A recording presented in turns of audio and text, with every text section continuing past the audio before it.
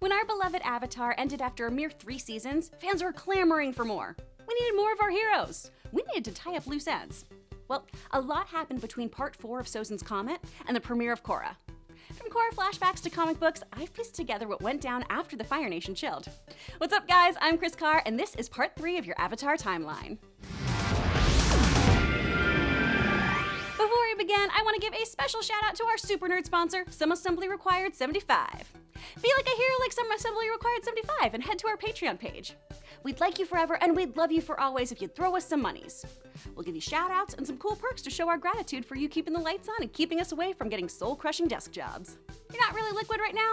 No worries. Sharing, liking, and subscribing are awesome ways to show your support. And remember, if you hit that bell, you'll be alerted to when our final timeline installment drops. On to Avatar!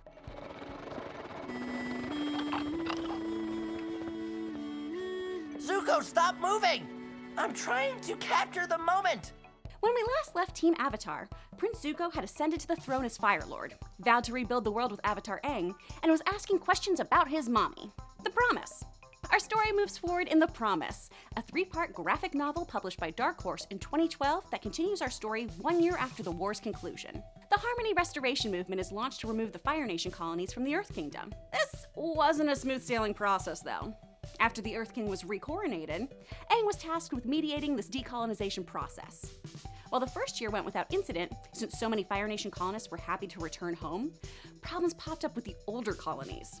Interracial families had been formed over the years, and these colonies were the only home these people had ever known.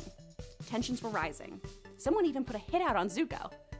But I think we can appreciate Zuko having to deal with an assassin, right? What was I thinking? Telling them I sent an assassin after them? Why didn't I just say Azula did that? They would have believed that. Stupid!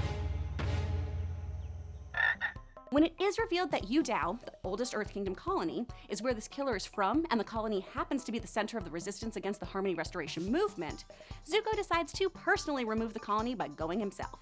After spending time in the colony, Zuko decided to abandon the movement, believing that reforming the colonies was better and less disruptive than completely abandoning them.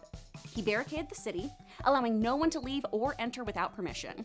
This is where things get pretty bad, and Zuko slides back into being pretty crappy for a spell. But thanks to some heart-to-hearts with Katara, Aang going into the Avatar state, and the freedom fighters doing their thing, this movement is defeated. Its collapse, though, does lead to a peaceful coexistence between the 4 nations. This ultimately leads to the founding of the United Republic of Nations. The capital would be named Republic City, built from resources from both the Earth Kingdom and the Fire Nation. Avatar Aang meant for this city to be the center of peace and balance in the world. And I believe we can make his dream a reality. Around this time, we also see that the Air Acolytes form. Originally, this was an Avatar Aang fan club with chapters in both Yu Dao and Ba Sing Se. Aang, not feeling the Tiger Beat vibe these fangirls were putting out, shifted their focus to preserving the traditions and customs of the air nomads. Didn't have to. Nonsense! Whatever you need is yours. Anything for the mother of the next generation of airbenders. No! That gift is mine! In B-Plot Town, but super cool and important, Toph forms the Beifong Metal Bending Academy. There, she taught other earthbenders her super special technique. That statue honors the first metal bender, Toph Beifong, who expanded the possibilities of what benders were capable of. Now, let's get to what we all wanted to know. What happened to Zuko's mom? Why are you really here? Because you're going to tell me something. Where is my mother? The Search. This story is the focus of another Dark Horse publication, The Search. You'll remember in part 1 of my timeline, I filled you in on what went down with Zuko's mother Ursa that led to her banishment.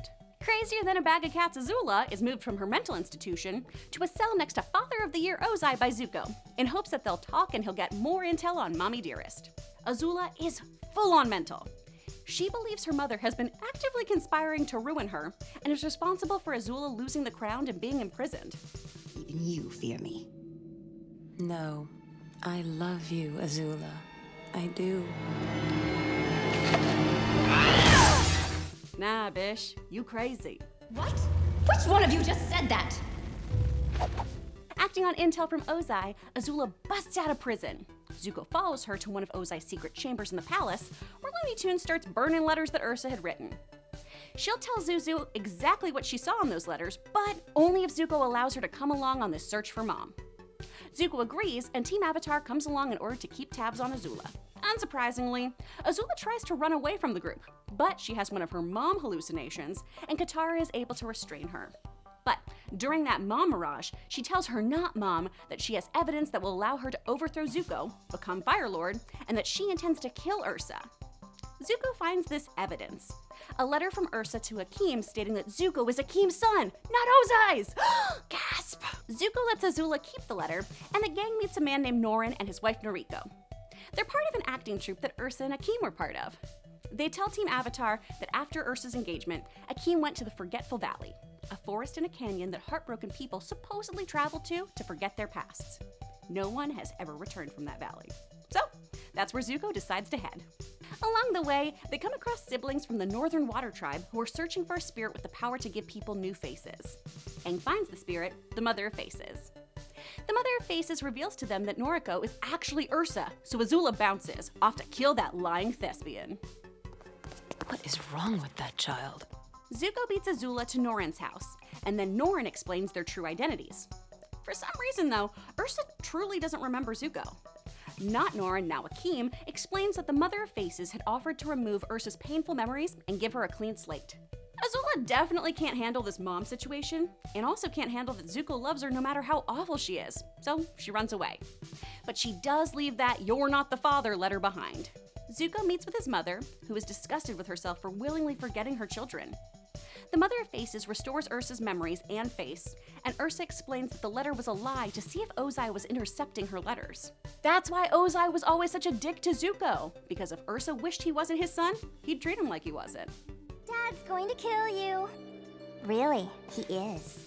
As we've learned recently, this story was almost the 4th televised season of the show. But then everything changed when M. Night attacked.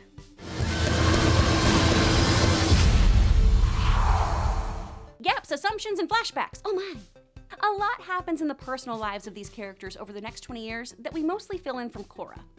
Aang and Katara get married! They have 3 children: Bumi, a non-bender, Kaya, a waterbender, and Tenzin, an airbender. Which just, wow, always makes me really emotional because then he's not the last airbender anymore. Toph travels the world to teach metal bending, forms the Republic City Police, and gets busy! Sokka becomes a councilman and still loves boomerangs. I have encountered people born with rare and unique bending abilities. I once bested a man with my trusty boomerang who was able to firebend with his mind. Zuko gets married too, and has a kid. Only he maybe didn't marry May. She did break up with him for talking to his creepy dad in secret. Thanks to the Fire Nation living peacefully with the other nations, industry booms. We see an industrial revolution. Cars, airships, motorbikes, electric companies all pop up. Which, side quest, it's crazy that lightning bending is such a specific skill set, and mastering that just makes you a blue-collar electrician.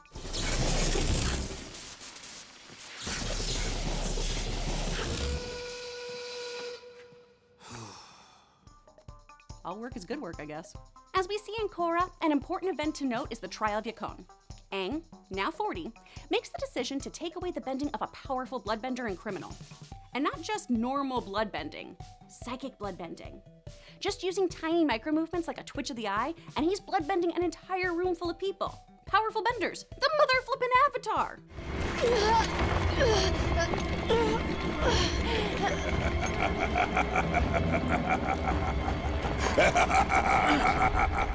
Aang's decision to take away his bending will ultimately lead to some huge issues for Avatar Korra and Republic City. I'm taking away your bending for good. While we're on the subject, I'd love to know how you guys felt about the Avatar removing his bending. Do you think it's right? Unethical? Let me know down below. This is always a hot topic when my friends and I rewatch this episode. I think he was absolutely right to do this, just like he was with Fire Lord Ozai. I learned there was another way to defeat him and restore balance. I took his bending away. Wow, who taught you that? A giant lion turtle. Lastly, and sadly, we have to cover the final point leading us into Korra, the death of our favorite little monk, Aang.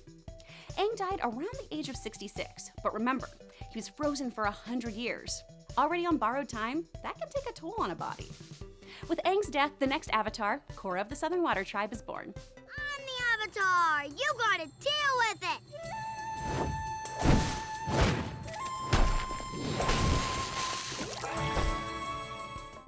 have it, folks.